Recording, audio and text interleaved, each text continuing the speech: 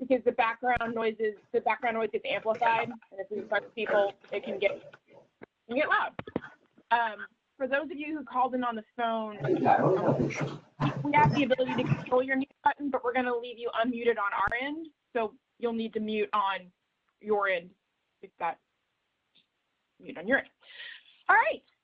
Sort of logistics aside, if you have any, and last thing, if you have any questions, you can drop it in the chat box, and we can see that. We'll try to monitor it. So, logistics aside, good morning and happy Friday to everybody. I appreciate sort of virtually seeing names on a screen. I know this has been a moving target, this meeting. Really appreciate everybody's sort of patience as we try to make sure that we have quorum and that we have issues worked out so these are productive meetings and that we are not spinning our wheels. So as always, thank you all for your participation in these meetings. Another sort of housekeeping note, Commissioner Bowman is on the line listening in, just participation note, but he is wanted to sort of see how things are going, so he's on the line as well. We're going to run through a presentation from Tony Watkinson initially, and then we will get into some questions on that today. One other housekeeping note, we did send out the notice today, a public notice that we are going to hear the renewal guidelines at the commission meeting on December the 8th is the next commission meeting. There will be opportunities for public comments in. We can talk about it sort of offline, or if we have a little bit of time at the end of this meeting, we can answer questions. But we are going to take that to the commission and sort of wrap it up. Either it'll pass or it won't, but at least we can sort of finish that part of the paper. So those are the housekeeping notes I had. Tony, why don't you take it away? And good morning to everyone. I appreciate you joining us today. And like Ellen said, we went through some fits and starts to get this meeting scheduled, and we're finally here. So what I'm going to do today to begin this is run through a number of slides here that I've put together. One, to remind us of some of the things we've talked about the last 2 times we've met to discuss the SAV issue, just to reiterate where we are on a few topics.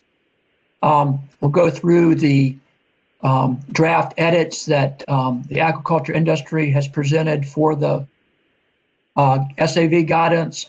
We'll go through the edited guidance that VMRC staff and administration through Secretary Strickler have suggested we consider.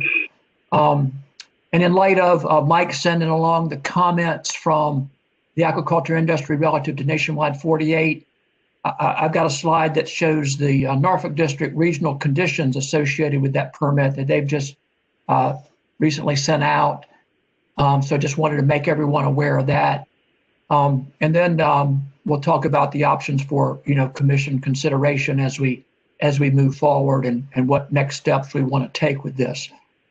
So with that said, just as a reminder, when we talk about aquaculture and SAV, we've really got 3 regulations that relate to submerged aquatic vegetation. The first 2 on the list here either authorize on-bottom structures less than 12 inches or larger structures through a general permit. And the third item is dredging of oyster or clams, I should say, in Chincoteague Bay, which is specific to that area, and it prohibits clam dredging where there's SAV present. The first 2 regulations, as you all know, are written such that they prevent any structures from going on submerged aquatic vegetation for the general permit or the regulation to apply.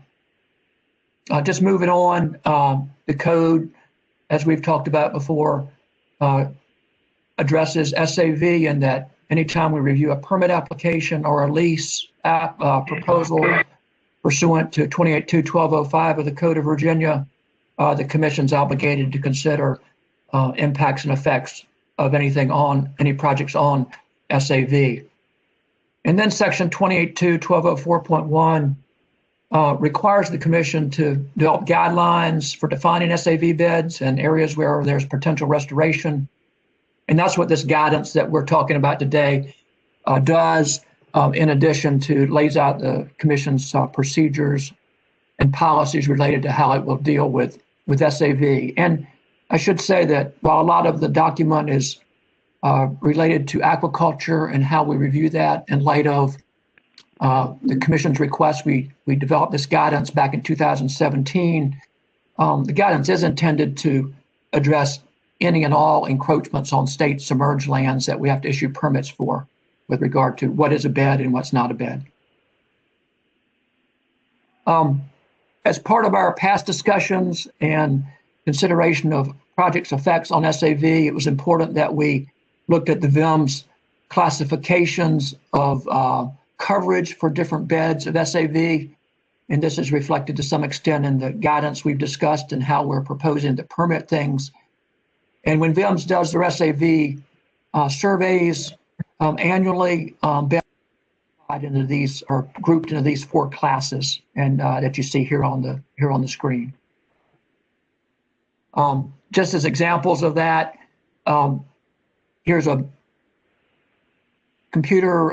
This is an image from our online mapping tools that anyone can see, and the VIMS mapping tools that show SAV beds at the mouth of the Patankatank River, and these show the different density classes. The goldish color is the density 1, which is the least dense, and then you move on to 2 and 3 and 4 being the most dense beds, and that's the darker green colors. So really, with that, I think maybe the best thing to do is just jump right into the various proposals we've seen for changes to the guidance. And the first thing I wanted to do was show some slides here that show the last version of changes that Mike Osterling had sent along on behalf of aquaculture industry representatives. And Mike had sent a copy of their changes in the document. They weren't shown as highlighted at the time, but you've got a copy of that. I went through and tried to identify in red on this slide where there were changes proposed in the copy that Mike sent along. And Mike, if I've missed something, please chime in and let us know if I left something out. But the main thing that the industry has proposed at this stage in these edits is going from a 1 in 5 year presence of SAV to classify as a bed to a 1 in the 3 previous years. And rather than a 1 in the last 10 years for what could potentially be a bed, it's been changed to 1 in 5, proposed to be changed to 1 in 5 years. And then that same change of 1 in 3 years is reflected in where we would lease for either just normal propagation of shellfish or for use of a lease as for aquaculture. And then lastly, the document that Mike sent along proposed changes in how we would deal with aquaculture structures that were placed on beds and then SAV moved in around it. And this is the change that they've proposed. And I'll read this. In cases where an SAV bed becomes established in and around areas where aquaculture activities have occurred, such aquaculture activities shall be allowed to continue in the active or once active areas despite SAV presence. This is a bit different than what we've had in the past. Basically, our current guidance suggests that if you've got a structure there, you can continue to occupy that spot where the structure existed. And this talks about an active area. And I guess some question is as to what might be meant by an active area of aquaculture. And with that said, before we get into the discussion, I want to show a couple aerial photographs of different types of aquaculture activity. This is Clam Beds. I think it's in Cherrystone Creek, actually. And clam beds, when they're laid out, you see them side by side and they cover a pretty extensive area. And it's pretty clear that the active area sort of is that outline around the clam beds. And I think that's the way we would have interpreted that and enforced it in terms of replacement of structures in that area where this activity previously existed if SAV moves in around it. But that's a bit different than cages for oyster aquaculture that you see in this photograph. You see that you've got lines of cages and they're spaced differently. And you have quite a bit of area in and around and between the lines where SAV might move in. And you can see in this photograph, it looks like some SAV up at the top of the photo that's moved in around some of the cages. So what we define as the active work area here may need to be a little bit different, and that might be something we need to clarify in terms of spacing or size or distances.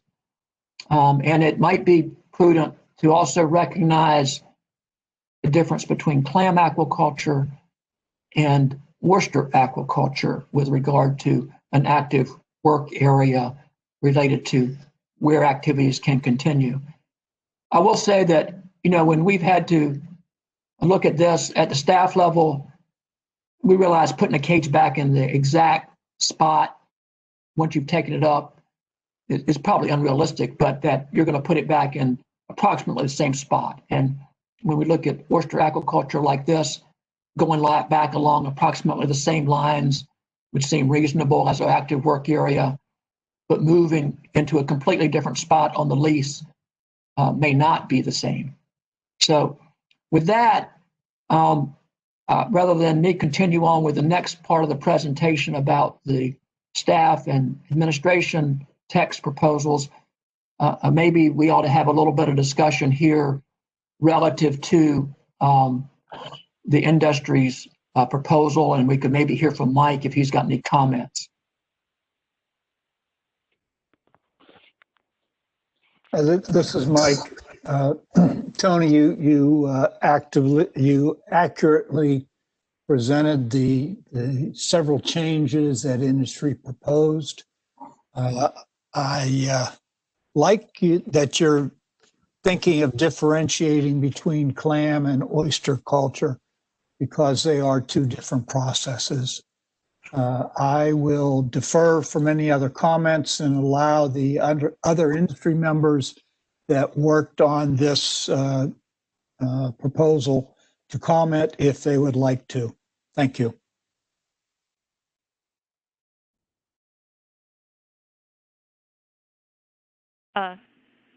Good morning, this is Ann. Can I comment, please? Go ahead, Ann. Yes, Tony, I agree with Mike that I think it has captured what we try. Again, the industry is not, we didn't have any help writing these guidelines, so obviously we're not the best at trying to get what we're after in policy wording correct. But for the criteria defining SAV beds, for the potential for SAV restoration, I think we felt that what we've asked for, based on, again, what we see as growers, what we've read in the scientific publications, and also as it needs to be noted that we've also helped and we've made our ground available for these scientific research, with the understanding whether or not it was going to be positive or negative. So from what we see, we felt that adjusting the years that SAV beds were there, reducing them by just not even by half in some of the cases when we go from 3 to 5, we felt it was not only benefits the environment because instead of allowing the ground to be fallow without anything there, we are providing ecological services to continue to filter the water and stabilize the ground and add clarification, which only helps and benefits SAV if it's going to restore into that spot. But I feel like the restoration of SAVs around authorized structures, what we said and what we've been trying to get at is that for our industry, we need to continue to do what we do for the health of our industry. We follow best management practices. We work in a dynamic system that changes all the time, so our farming has to be flexible. And what we're seeing is that when we're being flexible and altering our growing for whether it's SAV or because we can't plant in certain areas because of a hurricane or weather patterns or tides or just changes in general, we need to be able to flex and go around. I think in the photographs, what you're not hitting on is that if there's for oyster culture, we don't necessarily put it down exactly the same line. If there's changes to the bottom or changes because SAV, we have the capacity to move that row that you see over 10 feet or 5 feet or 20 feet. So that is why I think it helps to stabilize around SAV. And I think it also helps to show why when people say that, oh, you have enough ground out there, we need to have ground so that we're able to move and grow. We have to have flexibility. So even though this shows a small footprint, hopefully this lease is bigger than what it appears to be so that these cages can be moved a little bit over into different areas so it's not directly on top of SAV.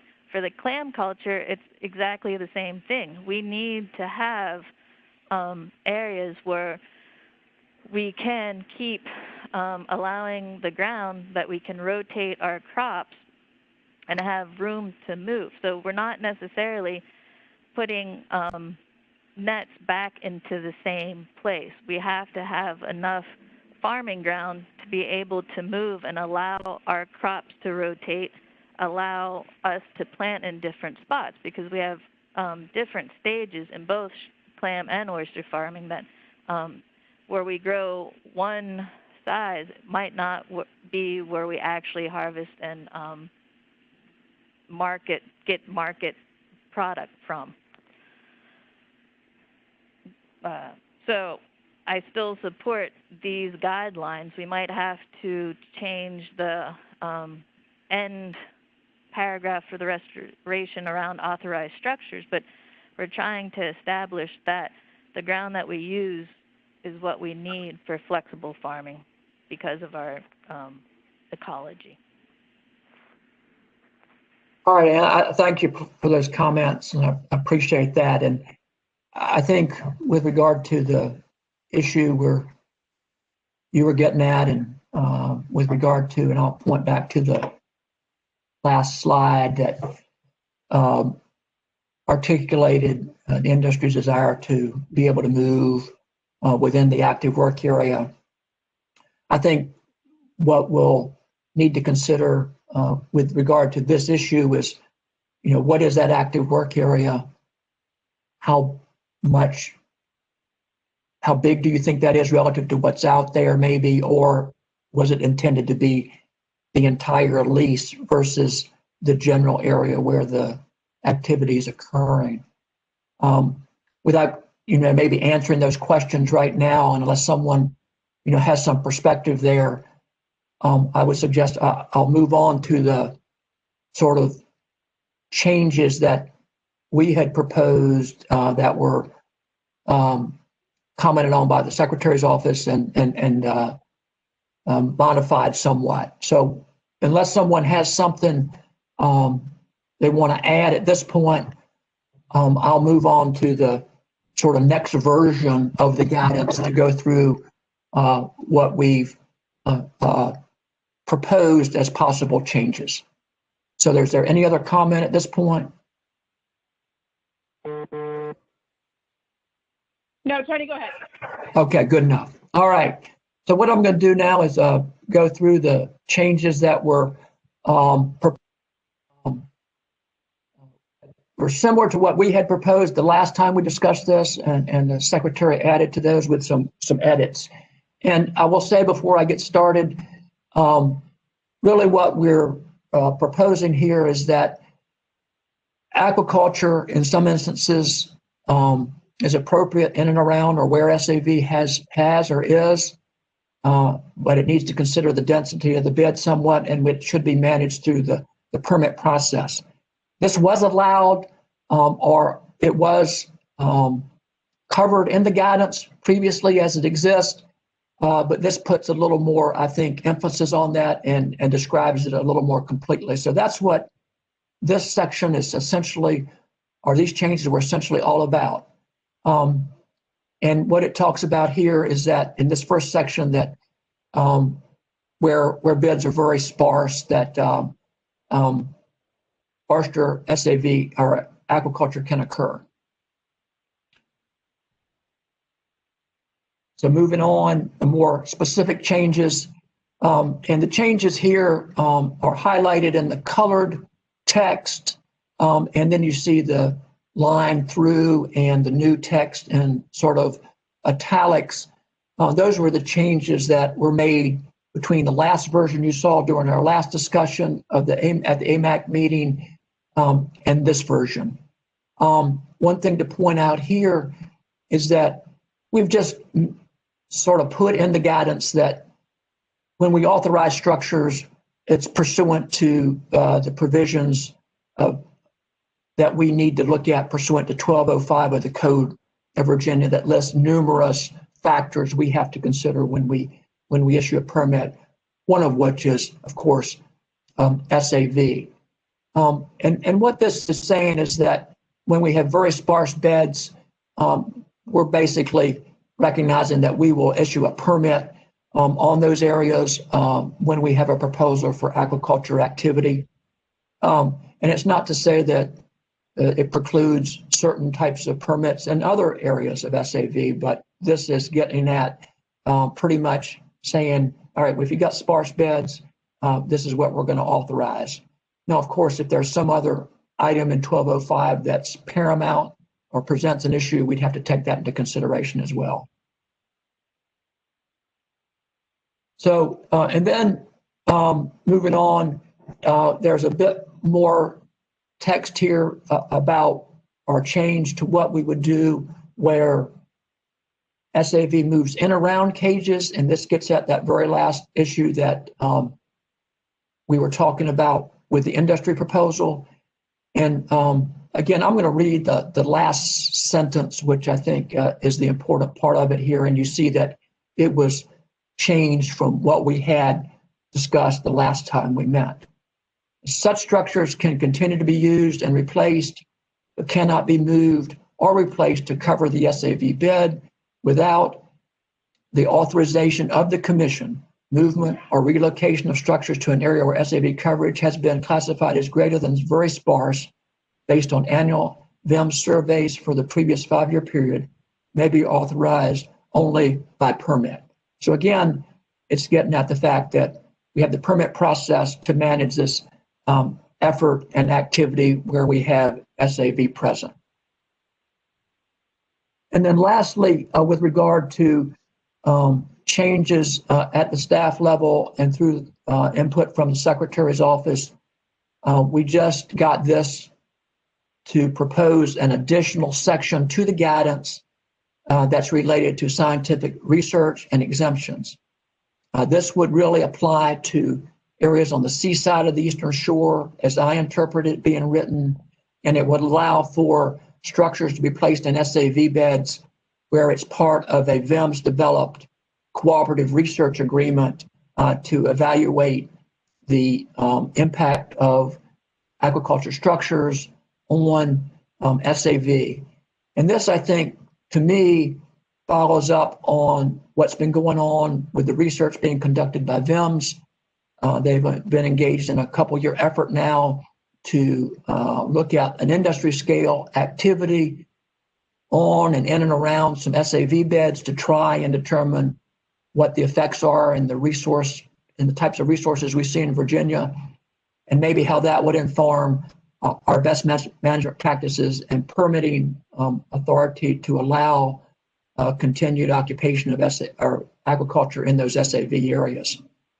So as it's proposed with the staff and input from the secretary, I guess the staff proposal would be the text changes that you saw in the last couple of slides highlighted in the colored text, and then with the addition of this new section related to the research exemption.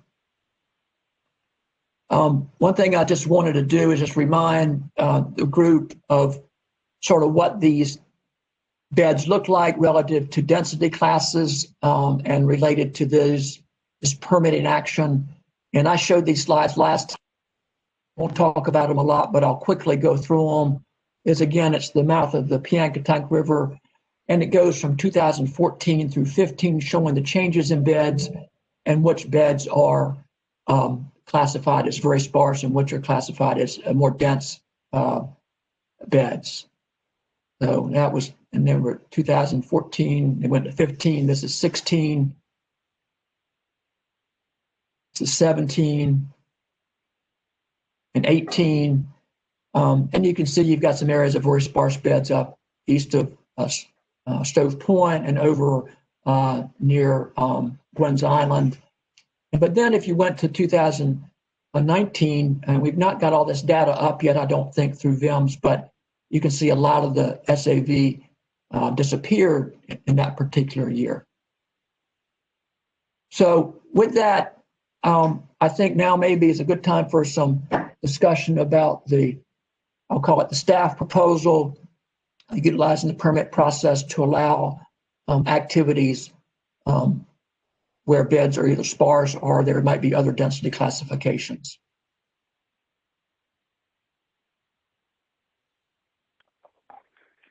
Any comments? Russ. Yeah, Russ here. I've got Sure. just a couple of questions before I have any comments later, maybe. But the research exemption, I'm on the phone, so I'm not able to see what you're showing there because it's not in the version you sent us yesterday. You're the one that was up by email. So Okay. as I understand it, that's only non-bay because it's seaside, right? As far as the research exemption. It specifically mentions seaside, and I'll go back to the slide for everyone else to see it that's got the text shown. The first sentence is, the above guidance notwithstanding, the commission shall authorize the placement of aquaculture structure on SAV beds on any active leased area on the seaside of the eastern shore, initially granted by the commission prior to January 1, 2020. Okay, so it's non-bay, definitely. Yeah. All right. The other question I have is, you mentioned permits. How does this play into leasing decisions for a new lease on a very sparse? Yeah, the guidance we've proposed in the gold text basically acknowledges we would lease in areas where it's shown to be very sparse beds for the last 5 years or previous 5 years. So my interpretation of this document overall is it's basically saying if it's very sparse, you're essentially going to consider it's just like a lease or a permit situation where there's no SAV. Is that correct? Well, it would be leased, and you could then get permits for use of that area with structures, but we would review it through the permit process. It wouldn't be allowed sort of by right under the current regulation that exists for aquaculture structures. So there would be some oversight, and it does articulate trying to place the structures in areas that aren't occupied by grass, recognizing that the sparse beds you have, and Mark might want to chime in and characterize this a little bit differently. It's patchy, and you might have the opportunity to put structures out there and not cover up grass, but we could review that through the permit process in terms of what the spacings were and things of that nature. Tony, this is Mark. I would like to chime in if I can. Sure. Clarify. Okay, so on background, this actually doesn't change what we've been doing, in my opinion, and what Vims is thinking about. Our category of sparse beds, which is less than 10% coverage, is the reason we initially, and still do, include that in the definition of beds is not because a site with less than 10% coverage brings us the ecological benefits that we know occur with grass beds. The reason we've always included that in our broad definition of beds is when we look at the data from in the Bay, and together, and we look at years when grasses expand and get denser and grow, what we see is that the greatest growth and change occurs in areas that were very sparse beds can turn into sparse beds. And by the way, sparse is all above 10 and all the way up to, or 10 all the way up to 40% coverage. There are areas in which beds that are functional beds grow. So it's good. We always start with the condition that those need to be considered parts of the beds, and they need some protection. Now we've also, that's what happens when we look and average across large areas. We also know there are very definitely areas that have very sparse beds, in fact, frequently have very sparse beds, which simply have not and will not turn into dense beds. They have not, because we actually often, I think we look back, no matter what the guidelines say, we often look back 10 years or even more to see what's occurred in a spot. And, there are places where we see very sparse beds that never have turned any denser. And in almost all cases, we kind of know why. They're in shallower water. They're only rupia, which we don't discount rupia, but they're only in very shallow sections, and often go intertidal, and areas that we wouldn't expect them to be dense beds. And I've mentioned before, I think when this came up, that when we get into situations like that, the staff stops, we see that there's grass, we talk about it, and there've been some instances, I would just say under the old guidelines, we were using a nuanced approach on that, to be clear that in an area that simply was not going to be, that we felt comfortable was not going to grow and expand into anything beyond a very sparse bed. I think what the language that the staff has put forward here, the county staff working together with the secretary, I view as capturing that. The way I think it read is, if you could, is it possible to go back to that? Yeah. Is it just back one slide? Yeah, I think. Well, that's the way we read. Yeah, the way we read this is, first of all, the use of structures such as cages may be authorized by permit on any lease area where coverage has been classified as very sparse. So it may be authorized. And authorized, I think that's a case where they got the verb right. I think you got the verbs right in all of these, but may be authorized, not shall be authorized. And those little nuanced things have been taking place at the staff level at VMRC and consultation with VIMS. You know, we see a little bit of very sparse grass there. Historically, it never shows any sign of getting any denser, and based on bathymetry and local conditions, we and our seagrass experts are convinced it's not going to get any denser.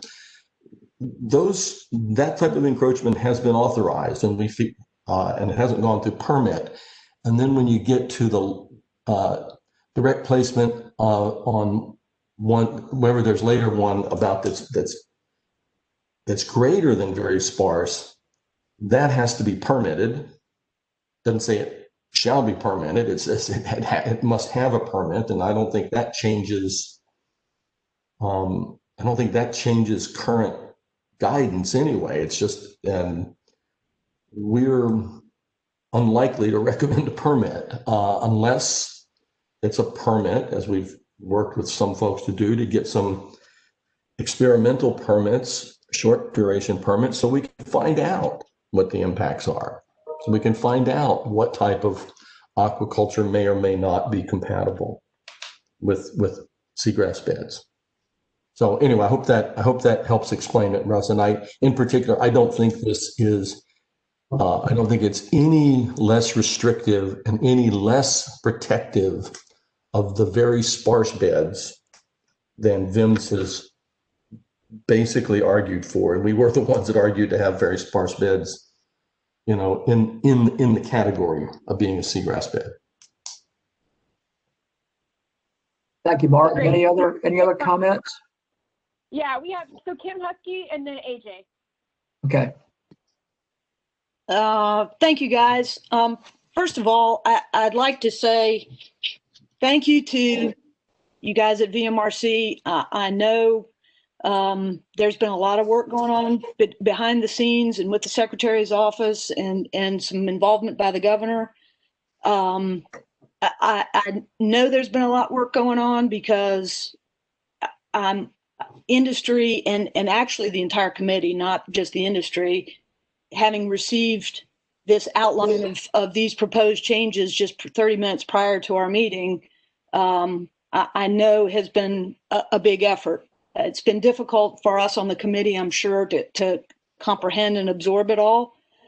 I will say, Tony, can you go back to the study slide, please? Sure. Is that what you wanted? Yes, thank you. Okay. My boss, Chad Ballard, and myself, and I know several other folks, received a call from the Secretary yesterday giving us a brief, very brief outline for these guidance. And I know between myself and Chad at the least had differing takeaways from that phone call.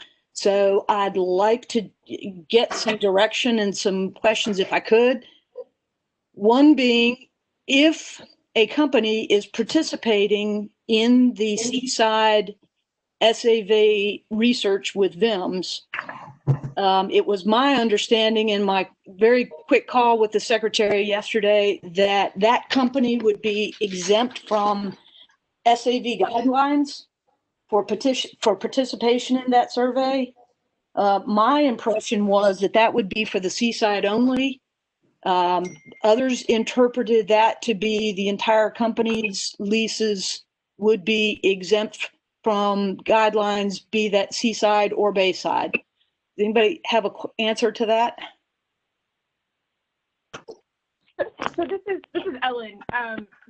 Kim, I think that's a really good point to clarify. My understanding was Bayside only. You mean Seaside only? Right. Thank you. Seaside only. So I'm gonna double check with the Secretary on that. But my understanding was Seaside only. So let me see if I can get a quick response to that while we chat. Okay. In the meantime, this is Mark. Can I give what little perspective I have on it? Yeah. Because... And then AJ has a question, and then Mike Osterling has a question. So quickly, Mark, if you don't mind, and then we'll get to AJ and Mike O. Sure. You mean you want me to do quickly and then go to, or let AJ go first? Okay. So if you want to go quickly in response to Kim, that's fine, and then we'll have Okay. AJ. Mine is really quick. Everything in this last slide, VIMS's first involvement in this started at 8 o'clock yesterday morning, with a question from the secretary to me, essentially about the industry had asked about on the seaside, that it is different. I mean, the grasses they're not water quality limited, they're growing great. The industry had expressed to the governor some of the same concerns that Ann did about needing to be able to move gear and impact grasses, and they had made the point that there's so much grass on the seaside, eelgrass, it's growing rapidly, and what I'm going to call the disturbance to that grass, putting gear on it, would, after the disturbance was done, when the gear was rotated back to somewhere else, would quickly be established. And Secretary asked me what guidance we could provide on that, and I said, not enough to help you very well, because we know that the recovery will depend. We expect it will depend on the scale of the disturbance. 1/10 of an acre might recover quickly, and an acre might take longer. We can't tell you. We could work with industry to get those data. And then I brought up the other thing, which is really quite different. I think my language I would use would be a little different now. We have specific SAV restoration targets and goals and maps for the bay side. Nothing has ever been developed for the seaside. We're simply working on the seaside with every grass, everywhere it is always protected, and if it filled all the coastal lagoons, that'd be fine. I mean, I don't mean VIMS is working with that. I mean the Commonwealth is working, or hasn't articulated a guidance. And so I suggested, on the fly, in a conversation, and it's something we've discussed at VIMS a lot, we really need to develop what I would call a landscape scale, ecosystem or landscape scale. What's our goals in the coastal bay? We know on the seaside that we want seagrasses, we want functioning seagrasses, we know we want shellfish aquaculture. We know the Commonwealth wants both of those. And the way I would put it is that we need to develop, or we need science to do that, but we need more than just science. We need to develop a framework to make management decisions about how to apportion the habitats in the coastal bay system to achieve the benefits derived from seagrass beds and commercial shellfish aquaculture. And so this just came up, so nothing in terms of how this would virtually work in terms of who gets what has been discussed with VIMS. I made the comment that we can't do the experiments. We can't gather the data very well, how to answer either question number 1 or number 2 there without it being collaborative with industry. And we can't do that in some cases without there being gear on grass beds causing disturbance that we then measure the recovery. Nobody can do that. And that led in a very short time period to this as a proposal yesterday. So I don't think anybody knows the answer quite to the question that Kim asked. And it wouldn't be a VIMS question, really. Frankly, our understanding was that we can't answer the questions that were posed to us without working with industry to get those answers. Hey, this is Jay. As Kim mentioned, many of us had rapid fire phone calls yesterday. My understanding was that this was exclusively linked to those cease leases that were under research. And furthermore, that I think a lot of people a hard time with an agreement that was a blanket exemption for operations. So that's my understanding as well. We can probably not today, but between now and the next week or so, we can really make sure we have that agreed upon. But my understanding is that it is seaside only and for the lease as part of the research. All right, Kim, sorry, AJ and then Mike. Thanks, Alan. I guess, we just pretty much talked about this, but I'm looking at that same slide, the research exemption, and I see it seaside, and I understand likely that's what you're talking about only, but I think are ignoring the fact that there's obviously grasses on the bayside, albeit different, but Tony even showed a bunch of the slides behind, Gwynn's Island and in the Piantank River, and in fact, that's part of an experiment now, with VIMS to determine, the impacts or benefits of floating gear on SAV. So I'm a little bit concerned that it's only seaside of the Eastern Shore, and we're missing, part of this question. So I guess I don't know that I have a question, but maybe a clarification whether or not it's only going to be seaside for this research exemption, albeit we, culture mostly in the northern part of upper part of the bay, but we do have leases down in areas that do have SAV. So, AJ, my understanding of that is that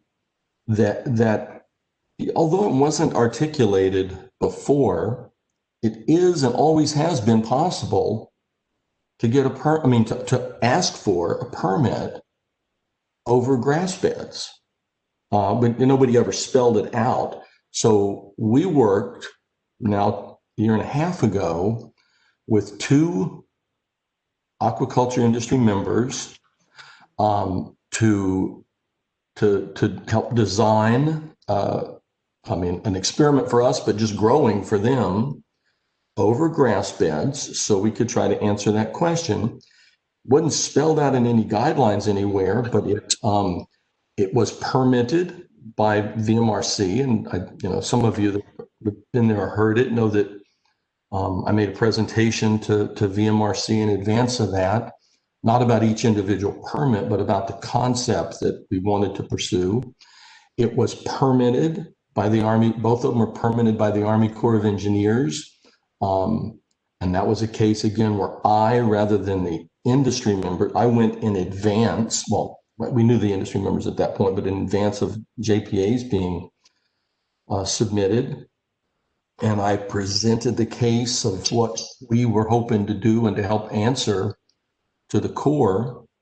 And so to some extent, I think the slide in front of us now largely articulates something because of some particular concerns raised by the seaside folks, that it was a different area. Maybe the only thing that's really different in this is that bullet number 2 or numbered 2, which again is sort of my assessment that we broadly, the Commonwealth hasn't set down and articulated how much SAV and where and not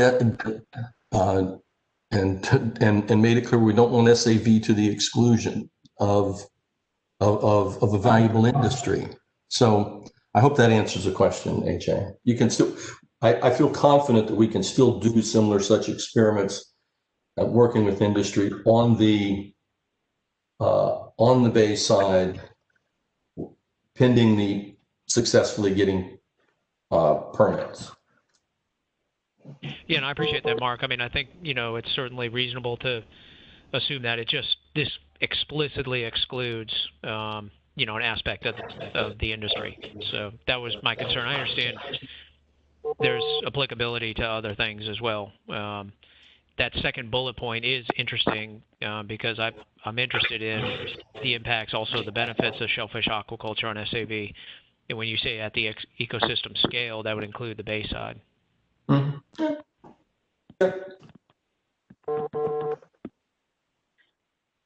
right, Mike, you had a question? Mike-O? Actually, AJ got my question, and I am of the same agreement with AJ that this is a policy guideline for the Commonwealth of Virginia. Everyone recognizes that Eastern Shore Seaside has some challenges that are different from the Bay, but the policy for SAV should be similar for all Commonwealth waters. I'm not particularly happy that scientific research is not including the Bay as well. Mark did a very nice job explaining JPAs and getting permits, and we all know those been out there. But having a statement, a policy document that this scientific research is important and should be given special consideration should also go forward for the Bay as well as the Seaside. So I just want to reiterate what AJ said. I question why we're not including all the waters of the Commonwealth in the scientific research exemption. Thank you. Hey, this is Jay. And, you know, I think Mark did a pretty good job explaining the why there. The why is that we have for SAV. There are marks that have to be turned in on a basis. We survey, we use it as a marker to determine the Bay's restoration progress.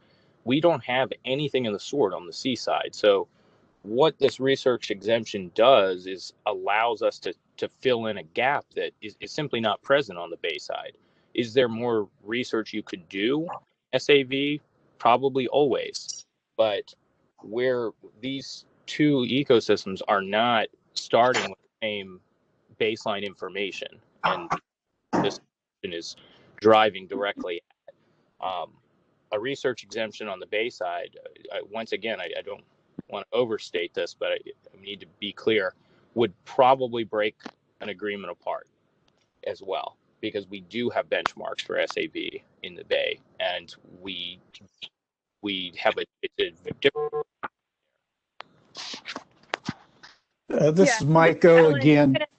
You know, just having the Commonwealth, waters of the Commonwealth named would not prevent you from doing exactly what you're just doing for the Seaside Eastern Shore, because they are the waters of the Commonwealth.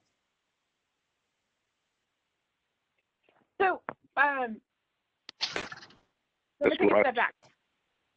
So my understanding, and this is, I think as other people have alluded to, like this has been the source of many conversations, many different threads. So the goal of this conversation today was to pull sort of everybody in on the general understanding of what is being proposed. My understanding is that, like echoing what Jay said and what Mark said, is that given the difference in dynamics of the Seaside versus the Bayside, that this was intended to address that research gap. And I'm very hesitant to put words in the Secretary's mouth.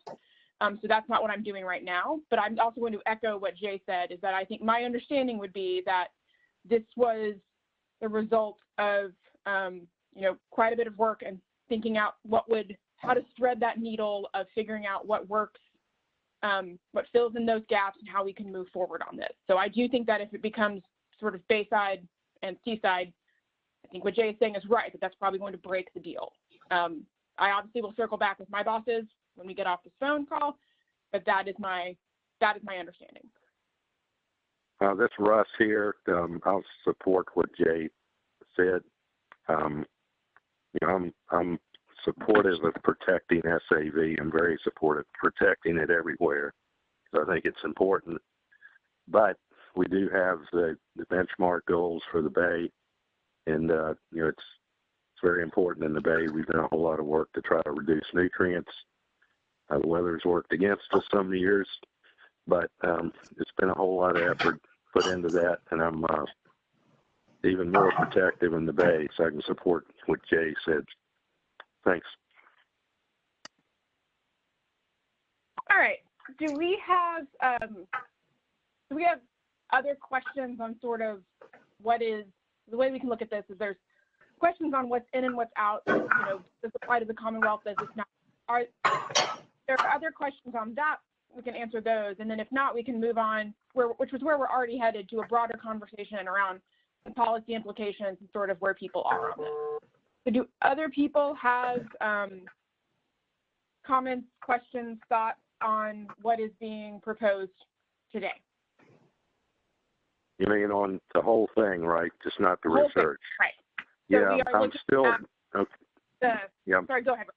Go ahead. I'm still not crystal clear on the question I had. I think I heard Mark's answer. So my question again, it sounds, my initial take after reading it is, if you've got very sparse beds, you know, it's going to, both with leasing and permits, it's really not going to be considered. Now, what Mark was saying was it would still be considered when it got to the point of a permit, and it would be looked at least as far as, you know, any special conditions needed, I assume, is what could be considered, or that sort of thing. But with leases, again,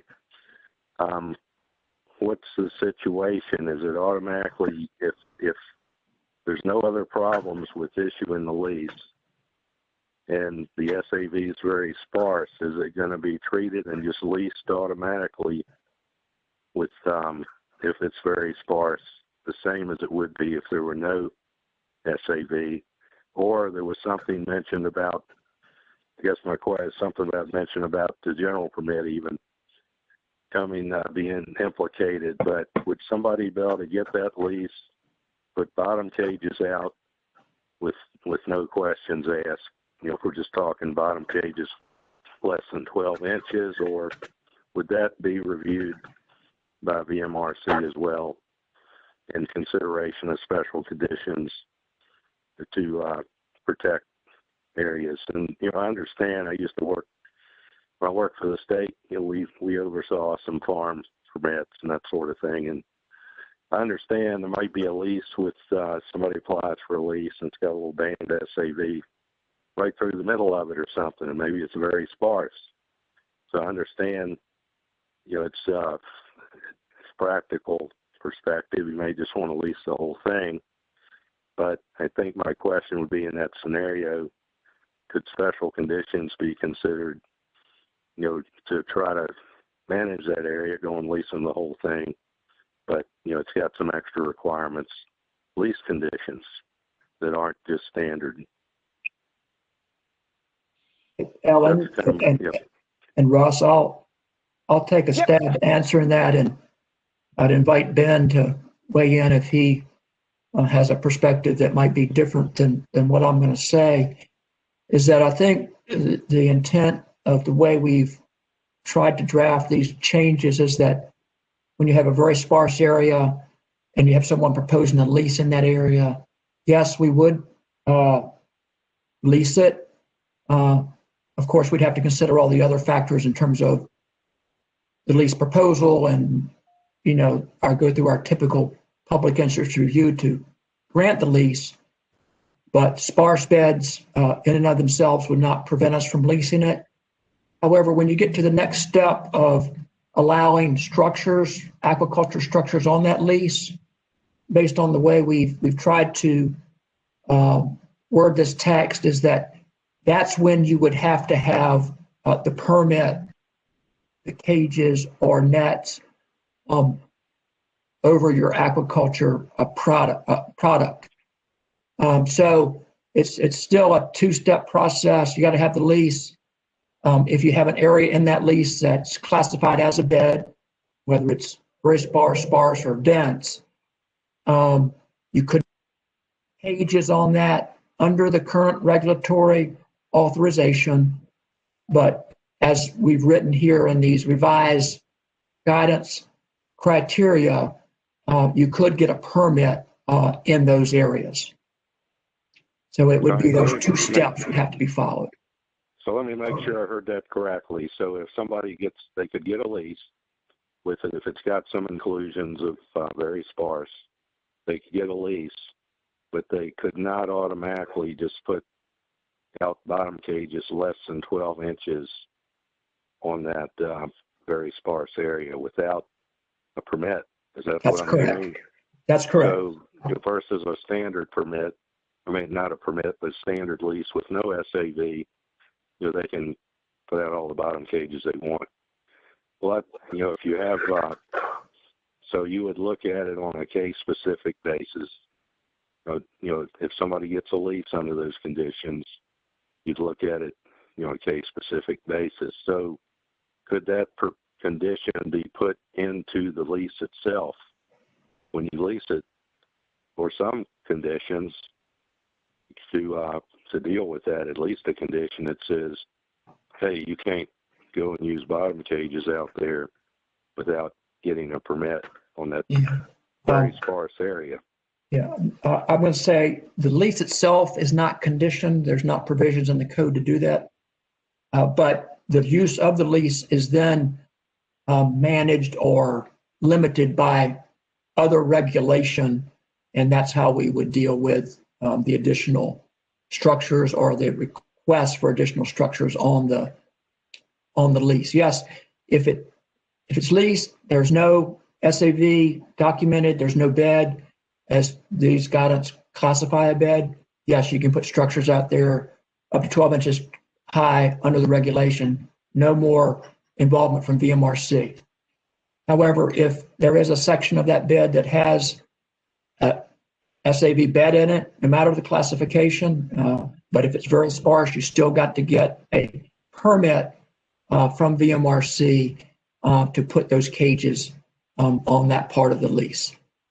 Even for bottom cages? Even for bottom cages, yes.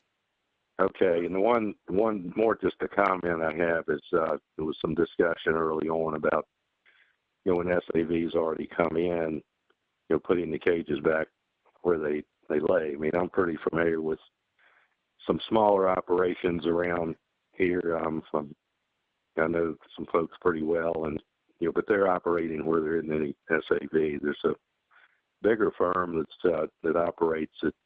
There has been some SAV come in, but they have the way they deal with it. What I've observed is they have pins in at the end of the lines, the bottom cages, but you got a rope connected to the pins that are hooked onto the cages, and when they pull a cage up, in fact, they hook onto that rope when they're working the cages, to hold the boat in position. Then they can put the cage back, another cage, they come back and put it back pretty much right where it was. Now, I understand that's not practical with, real small operation, probably not doing it that way. So, if they move 2 or 3 feet or something off to one side, maybe okay. But if I would hesitate for I'd want them going and creating a whole new row somewhere, 20 feet away or something with it. So that's just a comment on that. Much appreciated, and I think that was what we were sort of getting at and asking our question on our end at the staff level was, what is the sort of active work area that we're trying to define. So thanks. Tony, this is Mike O. I'd like to continue on the discussion that Russ started. Okay. If you grant a lease that has very sparse grass on it, does that person who has the lease have to get a permit to shell the bottom for traditional culture? No. So in that case, they could dump bushels and bushels of shell, if they could find it, directly on top of the SAV with no additional permit. Is that correct?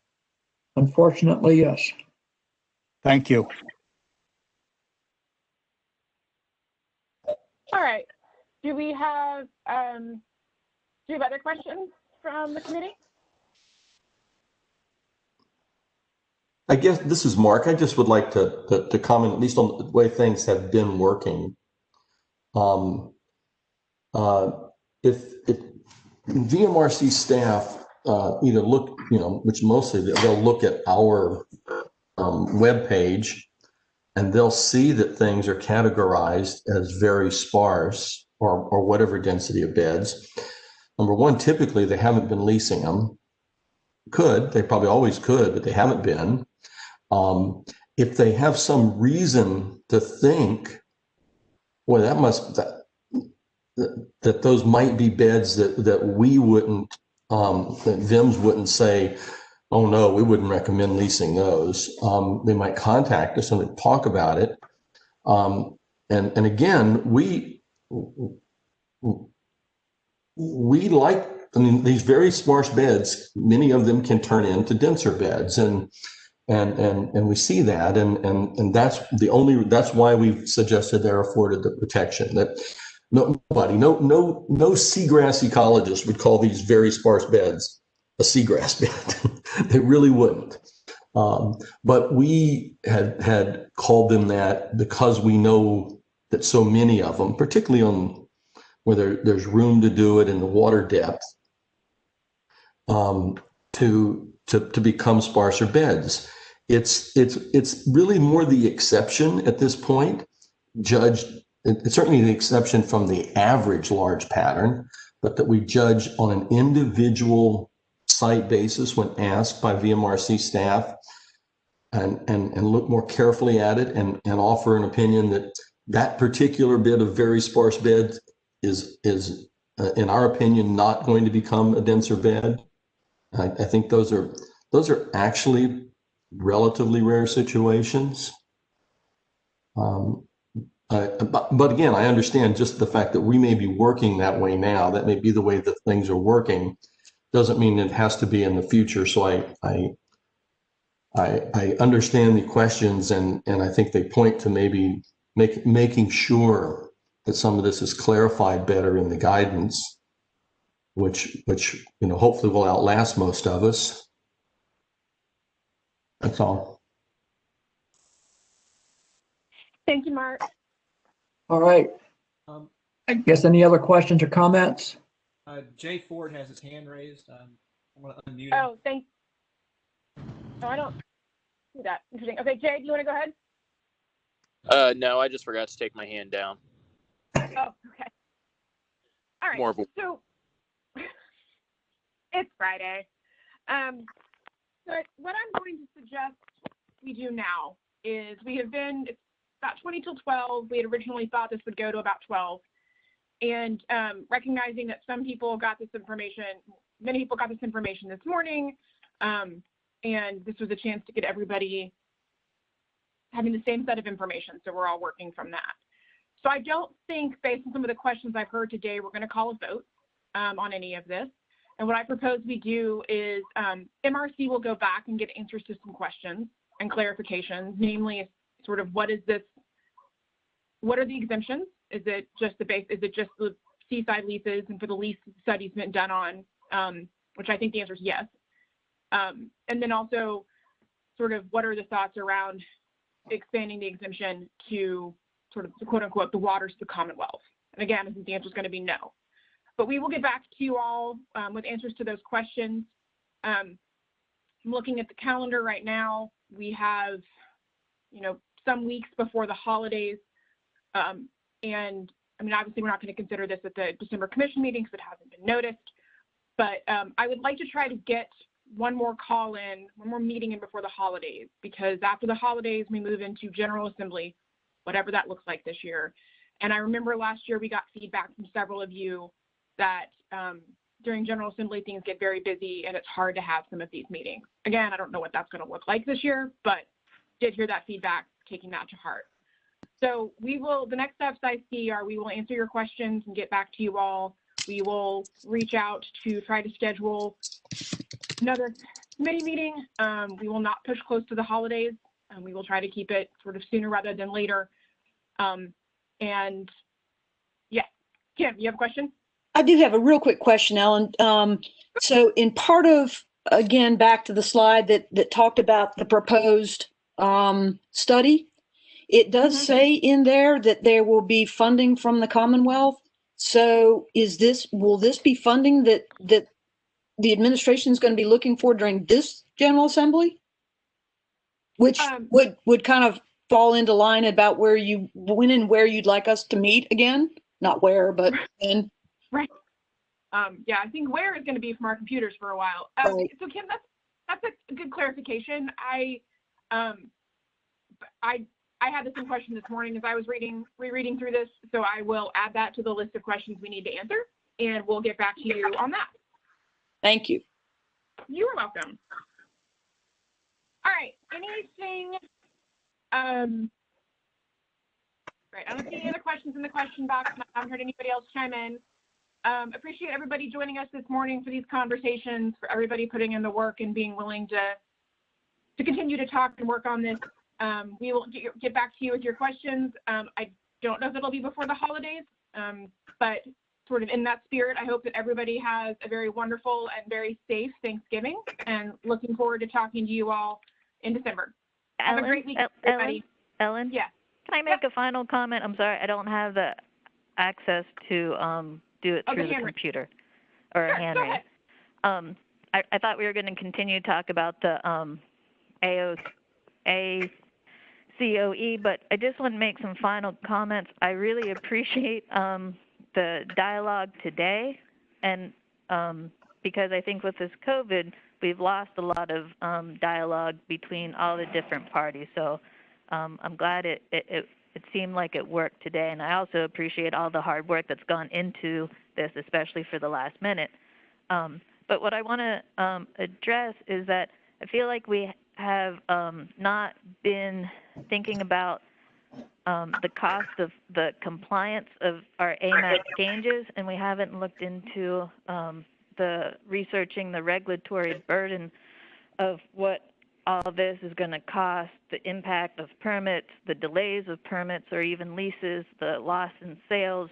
So I would like to at least throw out there to have on the back of everybody's mind to have some research done on compliance costs and regulatory burden that the industry will bear with all these changes that we have made, that we're thinking about making going forward. That's all. Thank you. Okay. Thank you. All right. Well, and this is AJ. I just wanted to comment, if I can, for a second on what Ann said. And I agree, this has been a lot of hard work by a lot of people. I appreciate it. I guess I don't want to see us displace, and I know it's not our goal here, displace some of the shellfish industry's hard work on what we do with perpetuating SAV. They do coexist, and that's a good thing. In fact, I would say on some of the slides that Tony had of the Pianka tank, it demonstrated there was an abundance of SAV, growing from 2014 until 18 and 19, being a lot of fresh water killed that. A lot of this water clarity is allowing light penetration into these plants. So we got to keep in mind, I think, that we do have some benefit with both species that are doing a lot for the bay and the seaside eastern shore. So thank you. Okay, great. Russ here. Can I respond to one thing there? As far as the way I view these changes, it seems to me it's loosening things up a little bit. So, I'd have a hard time seeing how the cost would go up on the industry of these changes, because it seems like it's more flexible than what exists now.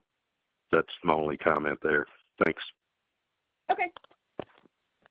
Is there, and thank you I do forget that there are some people on the phone. Is there anybody else on the phone that would like to chime in that doesn't have the chat function? I do want to make sure everybody's heard before we get off the phone, computer device. All right. Thank you all. I hope you have a wonderful and safe weekend, and we will be talking with you. Bye. Thanks, Ellen. All right, thank you. Thank you. Thank you, Ellen. And